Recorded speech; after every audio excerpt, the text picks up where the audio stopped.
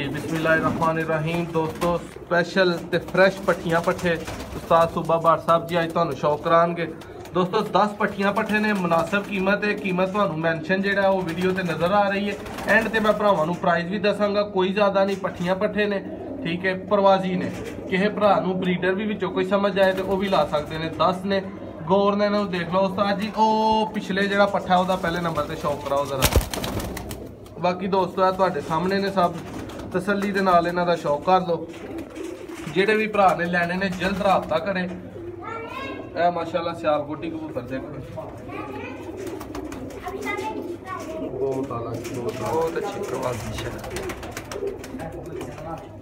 बहुत नया, बहुत आला। ताजी कराओ जरा फर्क होंगे का शौक।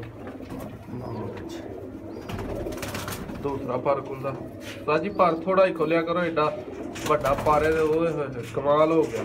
ते पंजे जरा इधर करो माशाल्लाह। छड्डो इन्होंने होर एक दो पीस का शौक करवाओ, ए वाले पीस का करो शौक करवा दो। अगर दोस्तों तुहाडे सामने ने कीमत मैं एंड ते भरावां नू वीडियो ते जरूर दसांगा। तसल्ली ना शौक करो। बड़े सब उड़न वाले ने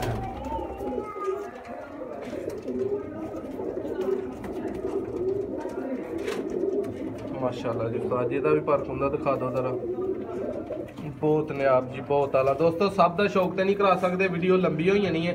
लेकिन इन्हां दियां हाइटां, इन्हां दी फिटनेस, इन्हां नू लुक वाइज तुसीं जेहड़ा ना वो भांप सकते हो। भरा जल्द राबता करन, ठीक है। राबता जल्दी करना शर्त है। कला कला पीस किसी भाई नू चाहिदा है, राबता ना करे क्योंकि सब दी बड़ी मुनासिब कीमत है, ठीक है। ते 10 पीस दोस्तों इकट्ठे जेडे भाई ने लैने ने 7000 के फाइनल मिल जाएंगे, ठीक है।